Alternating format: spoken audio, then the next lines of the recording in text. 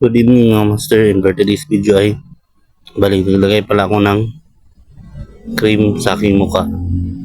Gumamit ako ng night cream ulit para sa aking muka. Yung night cream na pampakinis ng kutis at pampaputi ng balat natin. So, yan naghahanda pa lang ako dyan na maglagay ng toner sa aking muka. So, yung una pa lang ginagawa ko ay linalagyan ko ng toner yung aking muka, yung liquid na kasama ng cream para matanggal yung mga alikabok, mga dumi at kuminis yung mukha ko. So yan yung unang kong ginagawa. Nagto-toner ako bago ako mag-cream. Pampatanggal ng alikabok, pampakinis ng mukha.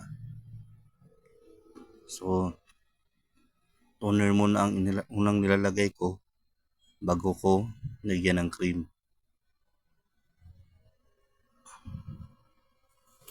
Napahid-pahid ko lang siya sa mukha. Napahid ko lang siya para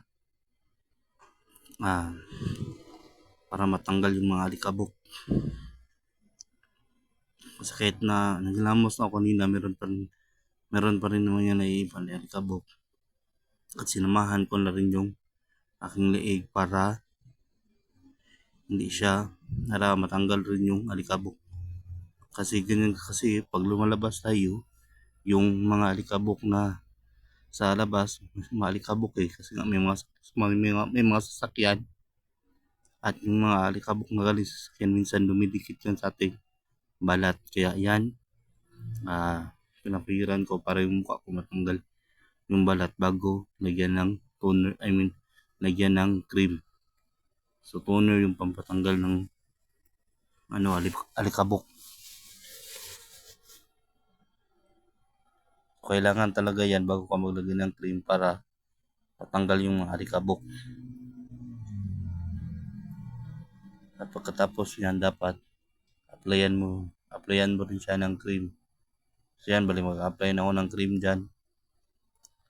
Lagyan ko na yung cream. So, nakalimutan lang ako dyan. Di ko lang napunasan ng toner yung isang side sa babang side ng mukha ko. At yan, nagsimula na ako maglagay ng cream. Night cream yung tawag dyan. Yan yung papaplay. So yan, ganyan lang yung ginagawa ko. So tuwing gabi ako naglalagay ng ganyan. At sa umaga, naglalagay ako ng sunblock para hindi matusta yung mukha ko. At sa tuwing umaalis ako, naglalagay rin ako ng sunblock. So bukas, pagkatapos ko manghilamos, ipapakita ko naman sa inyo kung paano ako maglagay ng sunblock sa aking mukha.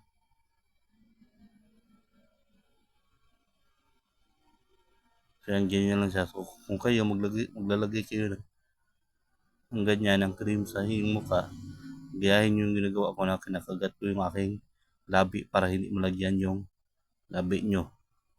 Kasi baka kasi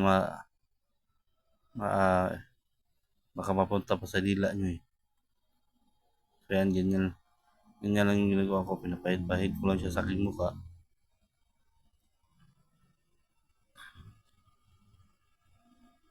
So meron rin pala akong kojic acid na nilalagay sa aking liig para pumuti siya.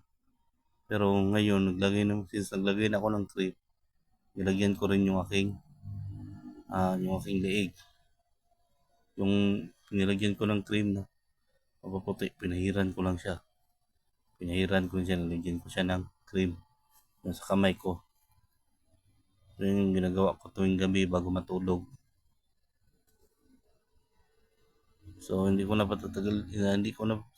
patatagalin masyado yung aking voice over. Hanggang dito na lang kasi malapit na rin naman magtapos yung video. So mag-good night na ako sa inyo. Good night and thank you.